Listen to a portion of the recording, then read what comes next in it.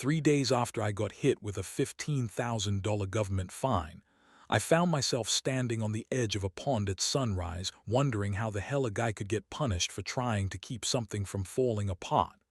That's not an exaggeration either. I wasn't dumping chemicals into the water. I wasn't stealing land. I wasn't running some shady operation behind the trees. My crime, apparently, was taking care of an old dam that I didn't even build. Now, if you'd asked me 10 years ago whether that sentence made any sense, I'd have laughed in your face. My name is Ethan Mercer, and at the time all this happened, I lived outside a little town called Cedar Ridge, tucked into a quiet valley where most people still waved when they passed each other on the road. It wasn't the kind of place that made national news. We had one gas station, one diner, one hardware store, and more cows than people. The sort of town where everybody knew who owned which truck before they knew the driver's first name. The property I bought sat about 3 miles outside town. Nothing fancy. A modest house, a barn that leaned slightly to the left every winter, a few acres of pasture, and what sold me on the place the moment I saw it, a beautiful pond tucked behind a line of cottonwood trees. I remember standing there with the realtor the first time. "You know," she said, "the pond's probably worth half the asking price by itself." I believed her. Every morning I'd carry a cup of coffee out onto the back porch and watch the fog drift over the water. Deer came down to drink before sunrise. Ducks nested along the shoreline every spring. Sometimes I'd sit there for an hour before realizing I was supposed to be somewhere. It felt peaceful, like one of those places people spend their entire lives trying to find.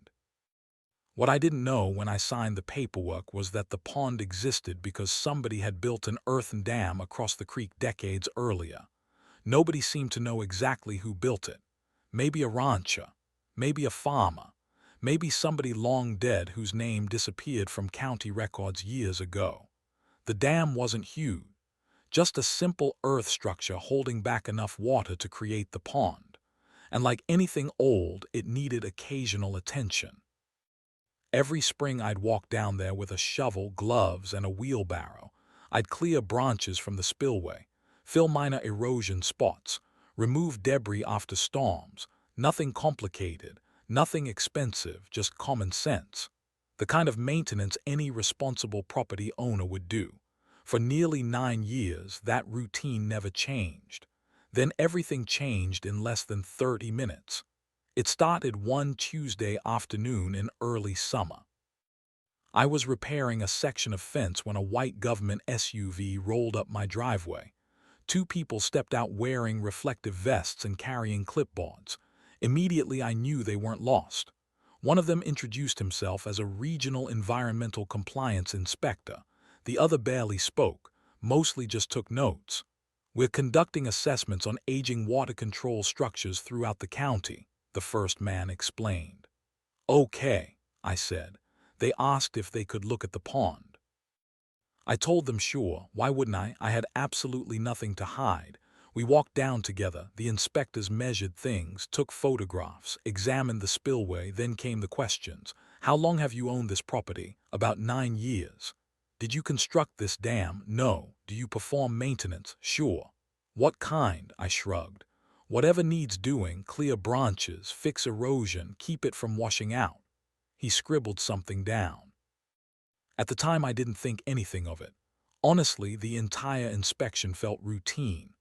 After maybe 30 minutes they thanked me and left. That was it, or at least I thought it was. About 5 weeks later I opened my mailbox and found a certified letter. Government seal, official paperwork. The kind of envelope that immediately ruins your afternoon. I carried it inside, opened it at the kitchen table, started reading. Then read it again. Then a third time. Because my brain refused to process what my eyes were seeing. According to the letter, I was being fined $15,000 for operating and controlling a regulated water structure without proper authorization. I remember sitting there staring at the page, completely stunned. My first thought was simple: wrong person. They mixed me up with somebody else. Had to be. So I called the number listed at the bottom, A woman answered. I explained everything. The pond existed before I bought the land. I didn't build the dam. I wasn't generating power. I wasn't selling water rights. I wasn't making money. I was just maintaining an old structure. There was a long silence on the other end. Then she said something I'll never forget. Mr. Mercer, maintenance activities can constitute operational influence over a regulated structure. I blinked. What does that even mean? Another pause. It means your maintenance actions may qualify as exercising control. I actually laughed, not because it was funny, because it sounded insane. Wait a second, I said. You're telling me that keeping a dam from failing counts as controlling it. Under current regulations, it may. That word stuck in my head. May, not definitely, not clearly, just enough uncertainty to ruin your life. I remember walking outside after that call and standing on the porch looking toward the pond. The water looked exactly the same. The ducks didn't know I was apparently some kind of unauthorized dam operator. The fish didn't know. The deer didn't know. Nature seemed completely unaware of the bureaucratic nightmare unfolding in my mailbox. But something had changed. Because for the first time, I realized I had stepped into a trap without even knowing it existed. For nearly a decade, I'd acted like a responsible landowner. Now the government was using that responsibility as evidence against me. The more I thought about it, the angrier I became. I wasn't being punished for damaging the dam. I wasn't being punished for neglecting it. I was being punished for maintaining it. That night I sat outside until sunset watching the water. At first I felt angry, then confused, then strangely calm. Because eventually a simple thought entered my mind. If maintaining the dam made me legally responsible for controlling it, what would happen if I stopped maintaining it altogether? At first the idea felt ridiculous. Then the longer I thought about it, the more logical it seemed. After all, they'd made one thing very clear. My involvement was the problem. And if my involvement was the problem, maybe the solution was simply to walk away. What I didn't realize that evening was that one decision would set off a chain of events nobody, not me, not my neighbors, and certainly not the agency that fined me, could possibly have predicted. The next spring was the first time in nearly 9 years that I didn't walk down to the dam with a shovel in one hand and a cup of coffee in the other. That might not sound like a big deal. To most people, skipping a weekend chore barely registers. But when you've repeated the same routine every year for nearly a decade, stopping feels strange, like forgetting to lock your front door. For the first few weeks, I kept catching myself looking toward the pond and thinking I should go check that spillway. Then I'd remember the $15,000 fine sitting in a folder on my kitchen counter, and I'd stay exactly where I was. The government had made its position clear. Maintenance meant control. Control meant liability. Fine. No maintenance, no control, no liability. Simple. At least that was the theory. The first person to notice was my neighbor, Frank Delaney. Frank owned a cattle ranch across the road and had lived in Cedar Ridge longer than most buildings. The man was somewhere in his 70s, built like an old oak tree, and possessed the rare ability to complain about absolutely everything while somehow remaining incredibly likable. One afternoon he pulled up beside me while I was repairing fence posts. "You ain't been down at that pond much lately." I glanced toward the trees. "Nope." "Why not?" I drove another nail into the fence. "Government says I shouldn't be maintaining the dam." Frank stared at me, waiting, the way people wait when they think you're about to finish a joke. When I didn't laugh, his eyebrows slowly rose. "You're serious?" "Afraid so." He let out a long whistle. "Well, that's about the dumbest thing I've heard this month." Month's not over yet. That got a laugh out of him. But when he drove away, I noticed he kept shaking his head. Truthfully, I wasn't laughing much anymore. Because every day I saw things that needed attention. Every day I deliberately ignored them. By early summer, branches had begun collecting near the spillway. Normally, I'd clear them in 10 minutes. This time I left them alone. A few weeks later, another storm pushed more debris into the blockage. Water started flowing around sections of the structure instead of through the proper channel. Nothing dramatic. Not yet. Just small warning signs, tiny changes. The kind experienced property owners recognize immediately. I saw every single one and did absolutely nothing. The weirdest part wasn't watching the dam deteriorate. The weirdest part was fighting my own instincts. Every time I passed the pond, part of me wanted to grab tools and fix whatever needed fixing. The other part remembered that phone call. Maintenance activities may constitute operational influence. That sentence had become a permanent splinter in my brain. Meanwhile, life in town kept moving. People talked. Small towns always do, especially when government agencies start fining local landowners. At the diner one morning, I overheard two guys discussing my situation without realizing I was sitting 3 stools away. "Did you hear about Mercer?" "Yeah. Got fined for fixing something." That's what I heard. No way that's the whole story. It never is. I didn't say anything, just drank my coffee because honestly, if somebody else told me that story, I'd probably have trouble believing it too. Then came the rain, and that changed everything. That summer turned into one of the wettest seasons anyone could remember. Storm after storm rolled through the valley. The creek feeding the pond swelled repeatedly. Every week seemed to bring another weather warning. At first the dam handled it. Then signs of stress started appearing. Small erosion channels formed along the downstream side, nothing catastrophic, just enough to make the back of my neck tighten whenever I saw them. One afternoon I walked down for a closer look. Not to work, just to observe. At least that's what I told myself. Standing there felt almost surreal. I could clearly see where runoff was cutting into the earth. A few shovels of soil would have solved the problem. Maybe 20 minutes of work, half an hour tops. Instead, I folded my arms and stared at it, then turned around and went home. That evening, I sat on the porch with my wife, Rachel. She'd supported me through the entire ordeal, though I could tell the situation frustrated her just as much. "You know," she said carefully, "you hate watching it deteriorate. I know. You could probably fix those spots in an afternoon. I know.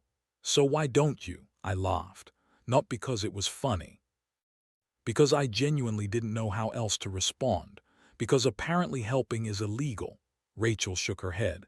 "That's insane. You're preaching to the choir." The silence that followed felt heavy, not angry, just sad, because neither of us wanted the pond to disappear. We loved that pond. We'd spent years watching wildlife gather there. Family barbecues happened beside it. Friends fished there. Our nieces skipped rocks across it. The place carried memories. And now I was watching it slowly unravel because fixing it had somehow become a legal risk. By August, another letter arrived from the agency. Not a fine this time, a compliance update, a notice regarding future inspections and monitoring schedules. I remember sitting at the kitchen table reading it, then laughing out loud. Rachel looked up from across the room. "What?" I held up the letter. "They're reminding me about compliance." "So?" I stared at the page. "It's like someone taking away your toolbox and then sending maintenance reminders." Even Rachel laughed at that one, but beneath the humor sat growing frustration. Because the longer this dragged on, the more obvious the contradiction became. The agency wanted the structure safe. I wanted the structure safe. Yet somehow the one person willing to maintain it had been punished for doing exactly that. Then September arrived, and the pond began changing. At first the water level dropped slightly. Nothing alarming, then a little more. Mud appeared along sections of shoreline that had been underwater for years.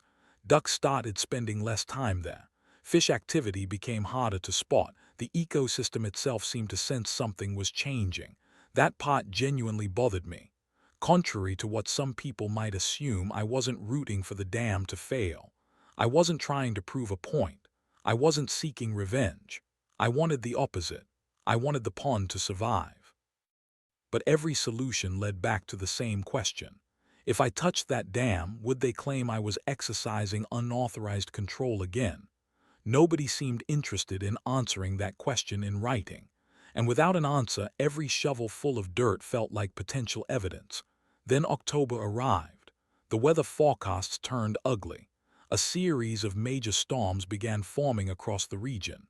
Meteorologists started talking about saturated ground conditions, flood risks, record rainfall. The kind of language that gets property owners paying attention. One evening Frank stopped by again. This time he wasn't joking. "You keeping an eye on that dam?" "Yep." "What do you think?" I looked toward the distant tree line. "I think it's tired." Frank nodded slowly. "That's what I think too." Neither of us said anything for several seconds. Finally he spoke. "You know, if this thing lets go." "I know." His expression darkened. "Could get ugly." I knew that too. For the first time since receiving the fine, real anxiety began creeping into my thoughts, because suddenly we weren't talking about paperwork anymore. We weren't talking about legal definitions. We weren't talking about government letters.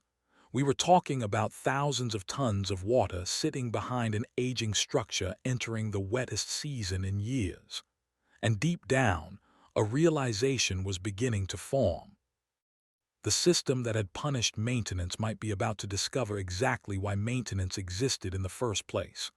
A week later, the largest storm of the year arrived. The sky turned charcoal gray before noon. Wind bent the cottonwoods along the creek. Thunder rolled through the valley for hours. And as darkness settled over Cedar Ridge, I stood on my porch staring toward the pond with a feeling I couldn't quite explain. It wasn't anger anymore. It wasn't frustration. It was something closer to dread, because for the first time since all this started, I had the unmistakable feeling that events were moving beyond anyone's control, including mine. And before dawn the following morning, nature was about to make a decision that would change everything. I barely slept that night.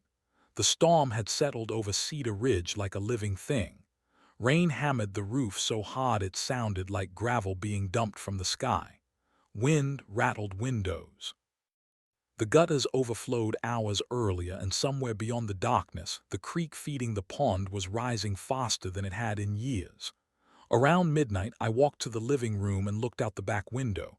Couldn't see much, just sheets of rain and occasional flashes of lightning illuminating the tree line. Rachel found me standing there. "You okay?" I shrugged.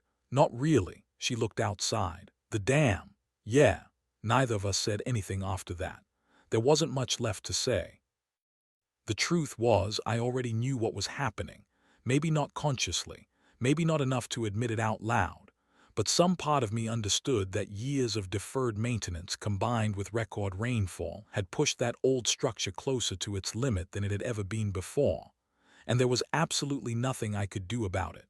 Sometime before sunrise, I woke up to a sound that didn't belong. At first I thought I was dreaming. Then I sat upright in bed. There it was again. A deep rushing roar, continuous, powerful, different, not thunder, not wind, water, a lot of water. I was already pulling on my boots before my brain fully caught up. Rachel sat up. "What is that?" I looked toward the window. "I think I know." The rain had weakened by then, but everything outside remained soaked and gray. I headed toward the pond. Halfway there, I knew. The sound grew louder with every step. The kind of sound you feel before you see. When I finally emerged from the trees, I stopped walking, stopped breathing for a second too, because the entire landscape had changed. The pond was gone, not damaged, not reduced, gone. A massive section of the old earthen dam had failed during the night. Water had punched through one weak area and expanded the breach with unbelievable force. Everything behind it had drained away. What remained was a wide channel of rushing water cutting through exposed mud, rock, and flattened vegetation. The creek had reclaimed territory it hadn't seen in decades. I just stood there, staring, trying to process it. 9 years of memories, 9 years of sunrises, 9 years of wildlife gone in a single night.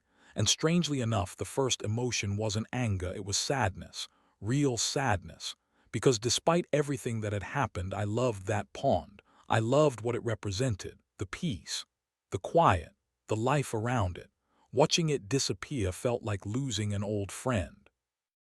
Eventually Frank appeared. Word travels fast in small towns, especially when a dam fails. He stepped beside me and looked over the scene. For nearly 30 seconds neither of us spoke. Then he finally shook his head. Damn, yeah, another long pause. Then Frank glanced sideways at me. You know what the crazy part is? What?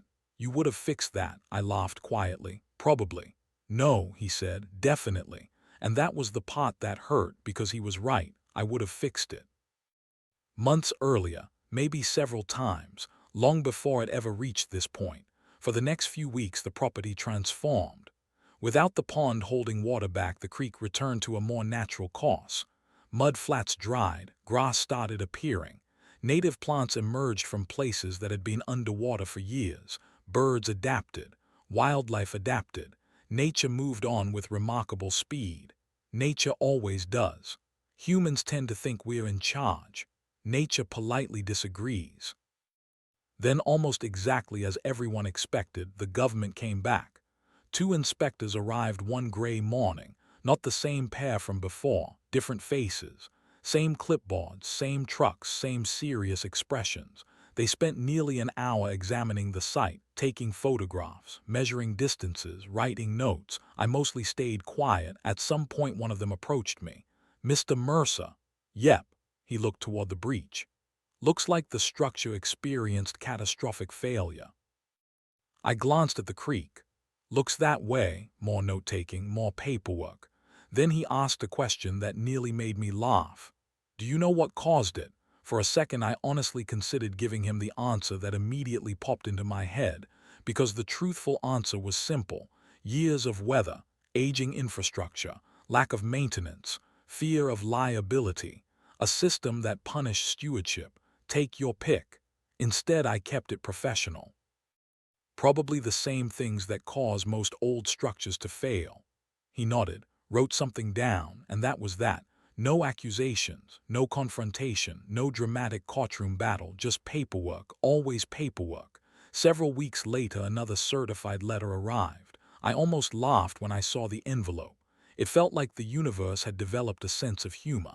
I carried it into the kitchen, sat at the same table where this entire mess had started, opened it, and began reading. The report was surprisingly brief. According to the agency's findings, no regulated water control structure remained on the property.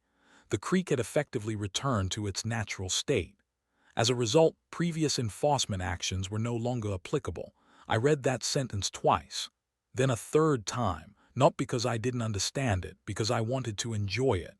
Previous enforcement actions were no longer applicable, just like that.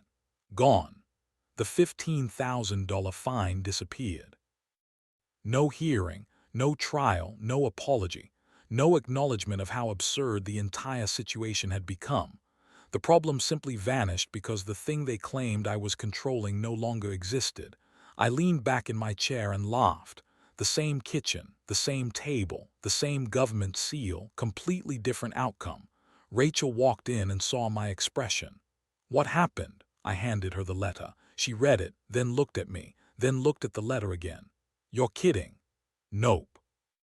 A slow smile crossed her face. So that's it. Looks like that's it. For several seconds we just sat there, neither of us quite believing the story was finally over. But the funny thing is, the more time passed, the less I viewed it as a victory. Sure, the fine disappeared. Sure, the agency backed away, but the pond was still gone. The wildlife habitat changed. Years of work disappeared. Nobody really won. That's the uncomfortable truth. People always want stories to have heroes and villains. Real life rarely works that way. I don't think the inspectors were evil. I don't think the agency set out to destroy a pond. I don't think anyone woke up one morning hoping to punish a guy for trying to maintain an inherited structure. But good intentions don't always produce good outcomes. Sometimes systems create incentives nobody expects. And once those incentives exist, people adapt. That's exactly what happened to me. When maintaining the dam became a legal risk, the safest choice was stepping away. Nature handled the rest. Even now, years later, I still walk out behind the property sometimes. The view is completely different. Tall grass sways where open water once reflected the sky. The creek winds through exposed stone. Different birds visit. Different plants grow. Life moved on. Maybe that's the lesson, not that regulations are bad, not that government oversight shouldn't exist. Old dams can absolutely be dangerous. Public safety matters. Environmental protection matters. But cooperation matters too. Because if people become afraid to maintain aging structures, eventually those structures stop being maintained. And when that happens, nature usually finishes the conversation. Sometimes I stand there and wonder how things might have unfolded if that first phone call had gone differently. Maybe there would have been a permit solution. Maybe somebody would have worked with me instead of against me. Maybe the pond would still be there today. Or maybe the ending would have been exactly the same. I'll never know. What I do know is this: I tried to preserve something, got punished for preserving it, stopped preserving it, and eventually watched nature erase the entire problem. Now I'm genuinely curious where you stand. Was the agency simply following the law? Was I wrong for stepping away? Should responsibility automatically transfer when someone buys property with old infrastructure on it? Or should people be encouraged, not punished, for voluntarily maintaining things that benefit everyone? Drop your thoughts in the comments, because stories like this live in that uncomfortable gray area where common sense, law, responsibility, liability, and human behavior all collide. And sometimes those collisions change the landscape in ways nobody sees, coming until the water starts flowing somewhere completely different.